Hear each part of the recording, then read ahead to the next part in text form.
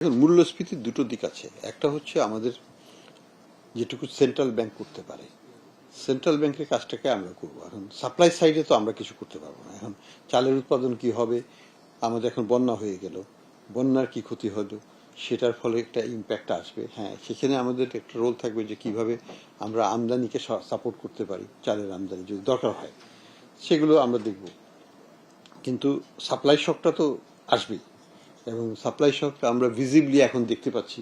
কাজে আগামী 2-3 মাসে যে দাম কমে যাবে সেটা আশা করাটা কোনো মতে ঠিক হবে না, কারণ এটার একটা ইম্প্যাক্ট বাজারে পড়তে বাধ্য, এবং এমন ধানের উপরও একটা হয়তো প্রভাব পড়বে যেটা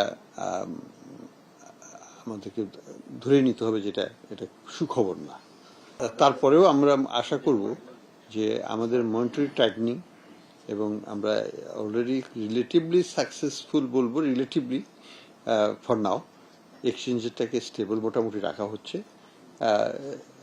এই যদি এক্সচেঞ্জের স্টেবিলিটিটা আমরা ধরে রাখতে পারি তাহলে আমদানি সোর্সের যেটা ইনফ্লেশনটা হয় সেটা হবে না। সেটা একটা দিক। আর তৃতীয় হচ্ছে যে মনিটারি টাইটনিংটা আমরা আরেকটু বাড়াবো, যেটা নিয়ে আমাদের বিজনেস কমিউনিটি একটু শঙ্কিত। তাদেরকেও আমরা বুঝিয়েছি যে এটা স্বল্প দিনের জন্য একটু কষ্ট করতে হবে, কিন্তু আমরা সুদিনের অপেক্ষায় এই কষ্টটা করব। তো আমাদের লক্ষ্য হচ্ছে যে 6-8 মাসের মধ্যে যদি আমরা ইনফ্লেশনটাকে অন্তত পক্ষে 6-7% নামিয়ে আনতে পারি তাহলে আমরা ইন্টারেস্ট রেট আবার নামিয়ে আনতে পারবো। তো সেই লক্ষ্যে কাজ করছি, দেখা যাক। এই বন্যা হওয়াতে এটা একটু পিছিয়েও যেতে পারে 2-1 মাস। আমি এখনো আশাবাদী যে 6-7 মাসের মধ্যে হয়তো এখনো হতে পারে। দেখা যাক, এগুলো কোনো প্রেডিক্টেবল বলে কিছু নাই, কোনো ক্রিস্টাল বল আমার হাতে নাই। আমরা এভিডেন্স যখন আসবে সেটার ভিত্তিতে আমাকে পলিসি করতে হবে। ইটস এ মুভিং টার্গেট, আমাকে সেইভাবে অ্যাডজাস্ট করে নিতে হবে আমার পলিসিকে।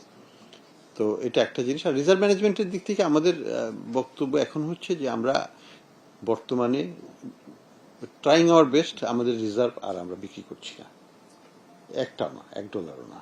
আমি আসার পরে $1 বিক্রি করা হয়েছে, হয় নাই। তো দ্যাটস পলিসি শিফট নাম্বার 1। ফলে কমার কোনো সম্ভাবনা নাই, বাড়ার সম্ভাবনা আছে, কারণ কিছু না কিছু তো আসলে আমরা কিছুটা বাড়াতে পারবো। তো এটাই হচ্ছে বর্তমান চিত্র। আমরা চেষ্টা করছি এই যে ইন্টারব্যাংক মার্কেট থেকে ডলার ডাইভার্ট করে নিয়ে সোনালী ব্যাংকে দেওয়া, পূবালী ব্যাংকে, রুয়াল ব্যাংকে দেওয়া, যাতে সরকারের যে এজেন্সিগুলো খোলা হয়ে গেছে অলরেডি সেগুলো যেন ওইটাকে আমরা সেটেল করতে পারি। এই জন্য প্রতিদিন আমরা প্রায় 60-70 মিলিয়নের মতো বাজার থেকে তুলছি বাংলাদেশ ব্যাংক হয়ে, এবং সেটা আমরা সোনালী এবং অন্যান্য ব্যাংকের থ্রুতে এই পাওয়ার সেক্টরের জন্যই মোস্টলি দেওয়া হচ্ছে। এই পর্যন্ত আমি আসার পরে 300 মিলিয়ন পাওয়ার সেক্টরকে আমরা বাজার থেকে তুলে দিয়েছি, যেটা থেকে তারা পে করছেন। আমরা প্রায় 35 মিলিয়ন দিয়েছি এগ্রিকালচারাল ইনপুট আনার জন্য। আজকে আর আশা করছি আরো 20-30 বিলিয়ন এগ্রিকালচার ইনপুটের জন্য দেওয়া হবে। তো এইভাবে আমরা চেষ্টা করছি এটাকে ম্যানেজ করতে, যে ইমিডিয়েট যে নিডস, যাতে কোনো এলএনজি যেন খালি না আসে, মানে সাপ্লাইয়ের যে সিকোয়েন্সটা আছে, ডেলিভারি সিকোয়েন্স, সেটা যেন আমরা কোনো মতেই মিস না করি, সেটা আমরা ইনশিওর করছি। এবং সারের যে আমদানি, যে লক্ষ্য, যে অর্ডারগুলো প্লেস করা হয়েছে, যেগুলো জাহাজ বন্দরে অপেক্ষা করছে, পেমেন্ট না হলে তারা মাল তুলবে না বা জাহাজ ছাড়তে দেবে না, সেই ক্ষেত্রে আমরা সেই পেমেন্টগুলো করার চেষ্টা করছি, যাতে ওই জাহাজগুলো মাল নিয়ে চট্টগ্রামে চলে আসতে পারে যথাসময়ে।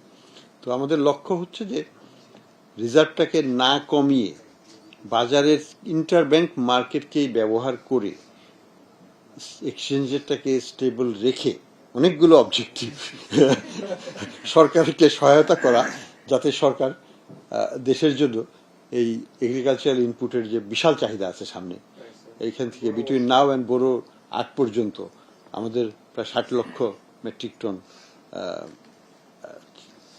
নিয়ে আসতে হবে, সার আনতে হবে, তাই না? তো বিশাল একটা লক্ষ্য আছে, সেইটা মিট করতে হবে।